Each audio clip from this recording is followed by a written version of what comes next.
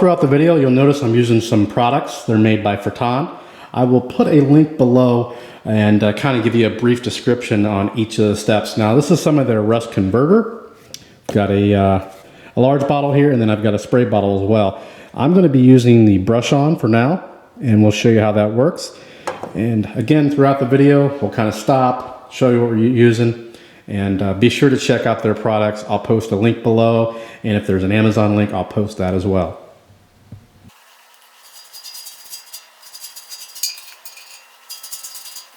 Another note on this particular product, again, this is a rust converter. You'll notice I'm using on the bottom of the stand. I don't care about removing the rust there, it's on the bottom. I just want to convert the rust so it doesn't continue to rust. So again, this is the Ferton rust converter. We've got like a brush on style, you can spray it on as well. And we do have a spray. Okay, we've got two more products here. We've got the actual rust remover. On the left, we've got liquid. On the right, we've got a gel. We are going to be using liquid later on in the video, but for now, we're going to use the gel since the setup time is much quicker, 10 to 60 minutes. And then you rinse it off and dry it. Look at that, almost all the rust is gone. Basically, I brushed it on, let it sit for an hour. Now you can let it sit up to 180 minutes, probably get better results, but I'm going to be painting this. But virtually almost all of it's gone. I mean, really, really impressed so far. And next we're going to lay down some of the epoxy primer here. We're going to put it on the stand and the base of the actual bandsaw itself.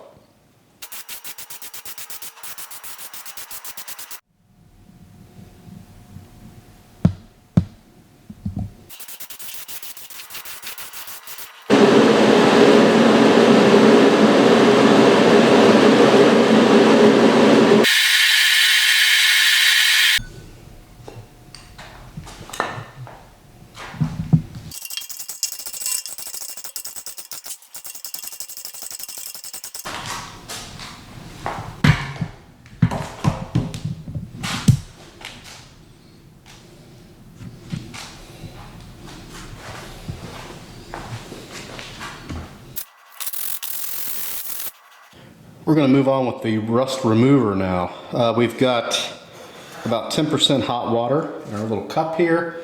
We're going to crack open the top and pour some in.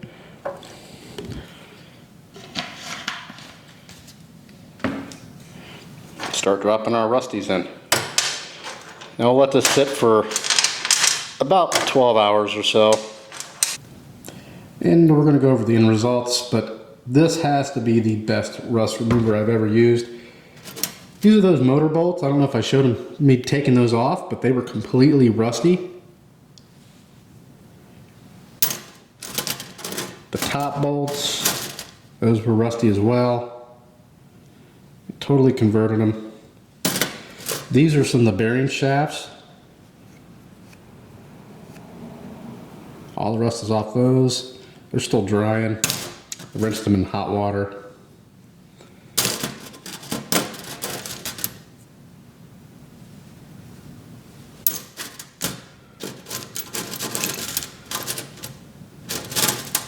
These little ones here, they were completely rust. It's all gone.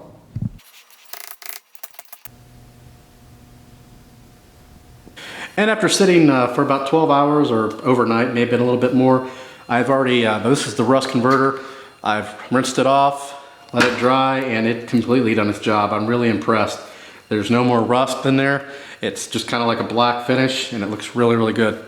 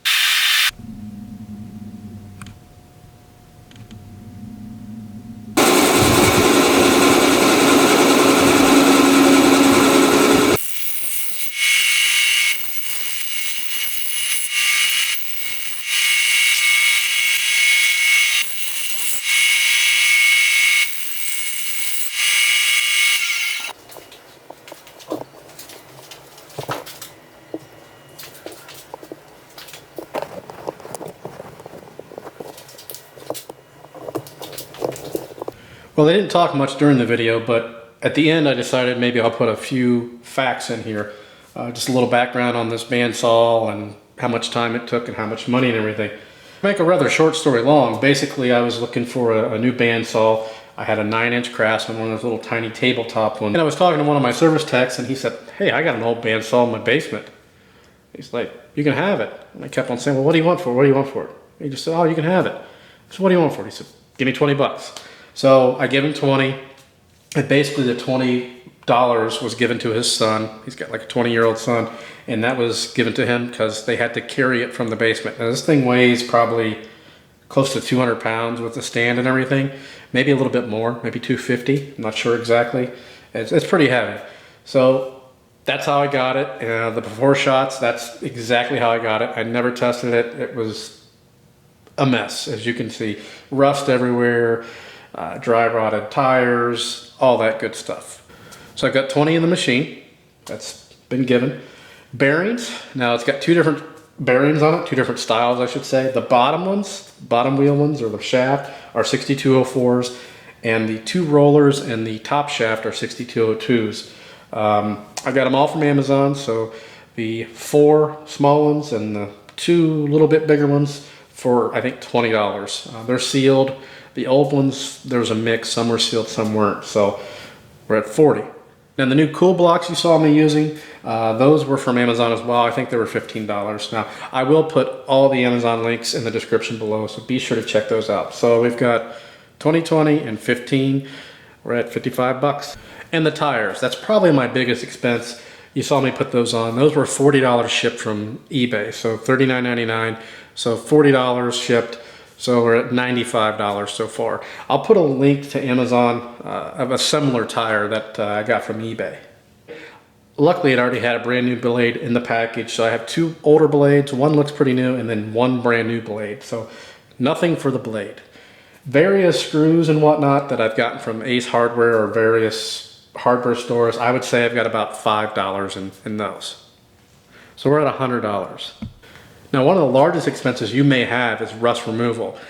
Now, fortunately, I didn't have any expense there. It was all sent to me for a review, and here's some of the products.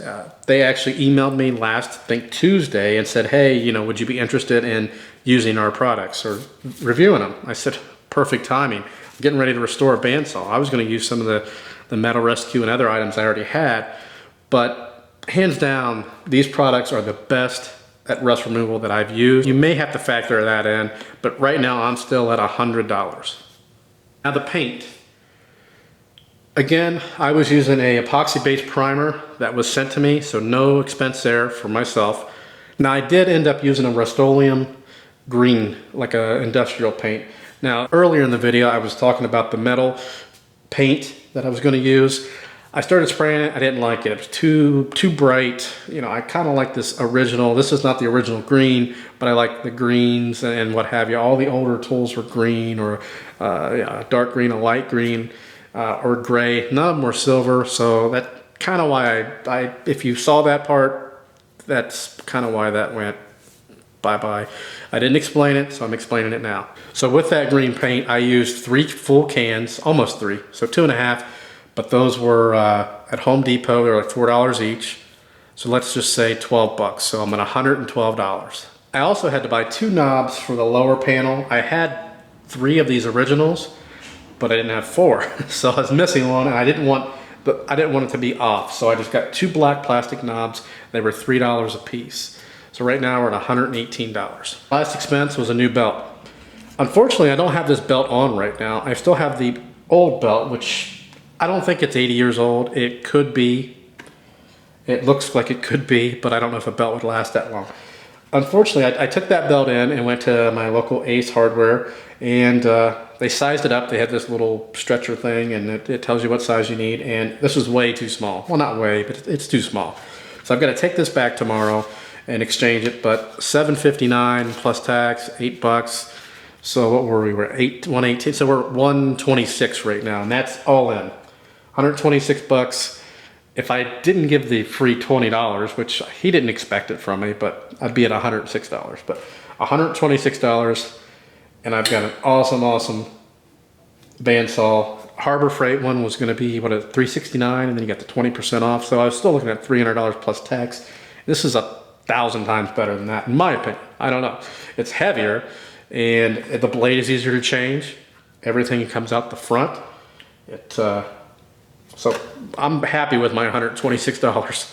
A little bit about the actual bandsaw itself, just the generalization, not my particular Power King bandsaw. This is actually an Atlas. Atlas later purchased the Power King. This is the Power King 912 or an Atlas 912, which puts it manufacture date 1941 to 1948. Don't know exactly what year in there, but they started making this in 41, and then Atlas took over in 48 or 49, whatever it was. So somewhere in the 7-year span, this is where I came up with the date. So in the title it says 75 years old. So I'm not 100% sure it's 75 years old, but it's between 70, 75, 70, 77, let's say. It's old, a lot older than me. So that's where I came up with that 75. Good number, sounds more exciting. 75 years old sounds better than 71. Don't know why. Unless you're 75 years old, that is. That's a different story. Now, how long did it take me? Today's Monday, January 16th. Actually, I didn't start this until Saturday, January 14th. It may seem like it was like a week-long process, but it wasn't. So 3 days is what it took, but not really. Of solid working, probably 2.5 days. Now keep in mind, a lot of the waiting was for the paint. So 1 coat of primer, 2 coats of the finish. And I didn't paint them all at once. So I painted them all in sections, you know, certain pieces here and there.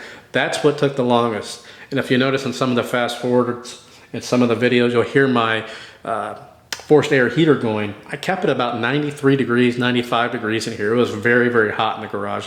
I mean, it's, what is it right now? It's, well, it's 42, not a bad example, but it's been like 30 here, and I was sweating in this garage. It was crazy because I wanted to bake this and get this done. This is my first bandsaw teardown, restoration, whatever you want to call it, and I'm extremely happy with it. It actually looks better in person than it probably does on video, but it looks brand new.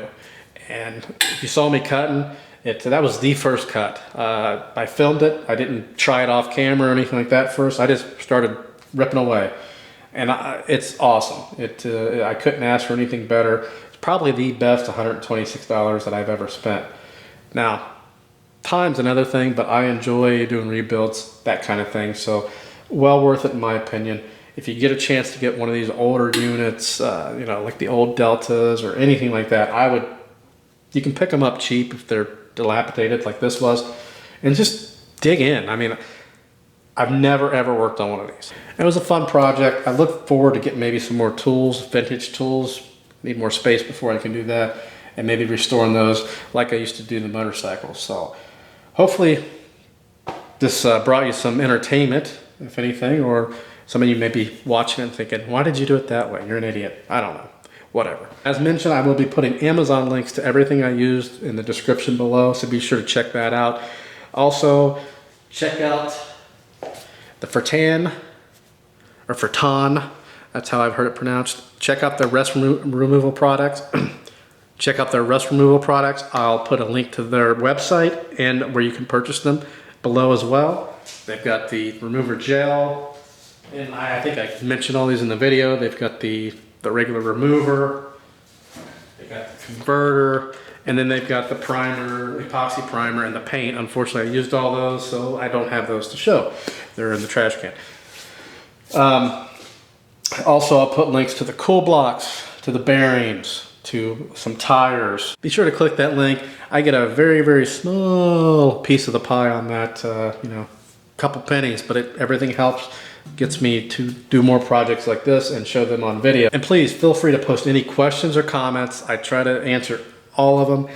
Usually it's within 2 days to a week and a half. I know that's a big spread, but I do work a full-time job, so I get to them when I can, basically. Shoot me a PM. I answer all of those.